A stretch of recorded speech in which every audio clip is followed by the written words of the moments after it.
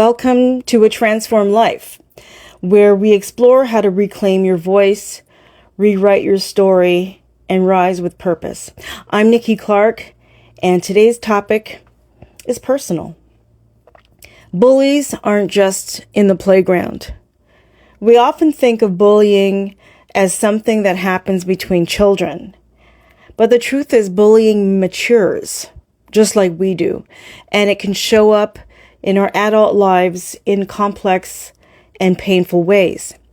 I want to share some of my story with you, not to relive the pain, but to shine a light on the path of healing and to let you know you're not alone.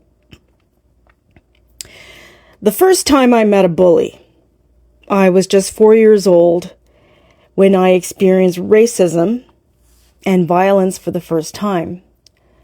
A little girl from Jamaica living in Montreal, Quebec. I experienced this, and I remember a little girl, just a little older than me, walked up to me, called me the N-word, and punched me in the mouth. I wasn't fighting. I wasn't provoking anyone. I was simply existing as a black child, and that was enough for her to decide I didn't belong. And that punch didn't just bruise my lip. It bruised my sense of safety, and it marked the beginning of a painful realization that being black, being different, being me could make me a target. And even at that young age, I internalized something. So that sometimes the world doesn't offer protection to little girls like me. And that sometimes your very existence is seen as a threat. And that was my introduction to bullying. And it was just the beginning. Bullies don't disappear. They evolve. As I grew older, I learned that bullies didn't vanish with time. They just got better at hiding. In the workplace, I found myself othered, left out of meetings, group chats, even office lunches, not because I wasn't capable, but because I wasn't one of the boys. There was a silent, unspoken rule. If you didn't fit the mold, you weren't invited to the table. And instead, I was asked to do things like grab lunch or make coffee, tasks no one else, especially not the men, were being asked to do. And these weren't just random acts. They were deliberate reminders of my perceived place. And another instance when I ran for politics, and I was running as a counselor for a city in Canada. I was made an example of having administrative pieces of the campaign made public, and the people supporting my campaign were attacked, and I was kind of put in the public eye because the idea was to destroy me from running in politics. I was contacted by someone internally on my campaign team, and I was told not to run. I was threatened not to run. And I was told, and I choose not to reveal the names of two people in power at the moment, but I was told that these two people colluded in a backroom meeting to ensure that I would never run for politics again. And the threat was made very evident to me when I said, you cannot stop me from running. But I put in my name, just like all the other candidates, but I was singled out for not apparently having the right addresses, or very minute details for people who were supposed to put their campaign support or endorsements on a form. You needed, I think it was 25 signatures, and the people who were going through the task of looking through the forms, I was told that there were addresses missing or postal codes were incorrect, and all of this was done to stop me from running. And anyone who was able to see through that recognized what was being done to me. I tried to fight, but I decided, you know what? I'm just going to let this battle handle itself. But that was an extreme case of political bullying, which exists, depending on the situation. But it doesn't make it easier for the one who is targeted, and that was me. And also, to an extent, the people who supported me, because those people and their cronies came after them as well. So that taught me a lot. I had a different look or perception about the political realm. I learned a lot about myself, and I learned about a lot of people who claim to be your friend. So again, these weren't just random acts. They were deliberate reminders of my perceived place. And if I spoke up, I was labeled too sensitive, or even what they try to label you as crazy. And they try to gaslight you to believe that what is happening is not really happening. And if I stood my ground, I was the problem. Now, does this sound familiar? Because this is how bullying shows up in adult environments. And it's through exclusion, it's through microaggressions, and it's through double standards. And it wears you down slowly. When love feels like control, then there's bullying in relationships. And this part is hard to talk about.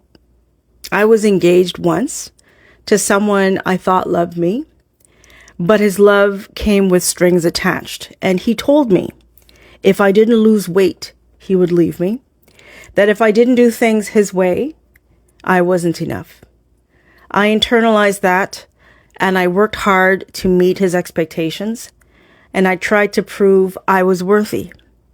But when I lost my political campaign, one of the most vulnerable moments of my life, as I described to you, he didn't stand by me. He left. And not just for anyone, for my so-called friend. The betrayal cut deep, and not just the relationship loss, but realizing that love had been conditional all along, and that relationship was a kind of emotional bullying. So love that threatens, manipulates, or abandons you when you're down is not love. It's control. So let's talk about what adult bullying looks like and how you can tell when someone is bullying you, especially when they're not throwing punches. So here are some signs. You feel anxious or uneasy around them, but can't quite explain why. You're constantly apologizing for things you didn't do wrong, and you shrink yourself to avoid their anger or judgment. And they use guilt or emotional manipulation to get their way. And they isolate you from other coworkers, friends, or family. And they ignore your boundaries and make you feel like speaking up is unsafe. In workplaces, it looks like exclusion, sabotage, or withholding opportunities. In families, it's favoritism, guilt trips, or silent treatment. In friendships, it's jealousy, It's backhanded compliments or taking advantage of your kindness. In relationships, it's conditional love, control over your body, your choices, or your success. And if this sounds familiar, it's not in your head. It's a form of bullying. So here's how you can protect yourself. In the workplace, start documenting everything, dates, emails, incidents. Set boundaries and repeat them clearly. And don't isolate. Find allies or speak to a safe HR person. Now, not all HR, I'm going to say, are safe people, because I do believe that HR is there not necessarily to support employees, but to support and protect the employer. So if you have an HR person who's actually looking out for you, that is a gift. And you can tell them what's happening, and you can hope that they will be able to put the process in place to protect you. Also, know your rights. Know your worth. With family or friends, you don't owe anyone access to you. And stop chasing approval from people who hurt you. Limit or remove contact if necessary, and find community elsewhere. You can have a chosen family, not the DNA that was given to you, but you can choose your family. And in romantic relationships, know the difference between love and control, and notice how they treat you when you're struggling. Do they root for you or retreat from you? That's a big sign. I learned a lot over the last few years about who my friends were when, not that I, like to present certain struggles that I'm going through, but it was a test for me to see what they would do and, speak to them about, this issue is happening, and just kind of step back and observe to see how they would navigate the issue with me or retreat. And it was very eye-opening to see how people retreated. And they came back when they saw that I was winning again. So that was very telling for me. And absolutely, the relationship changed. It changed to me loving them from a distance or removing myself entirely.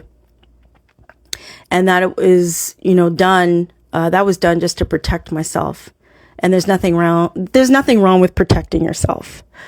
You only have one life, and that life must be honored and cherished by yourself and the people you choose to have around you. So your body, your success, your life is yours to live. And setting boundaries isn't mean, it's self-respect in action. Reclaiming your power. When I came through all these storms, the childhood racism, the workplace exclusion, the heartbreak, I made a decision. I would not shrink. I would not water myself down to be liked, accepted, or kept.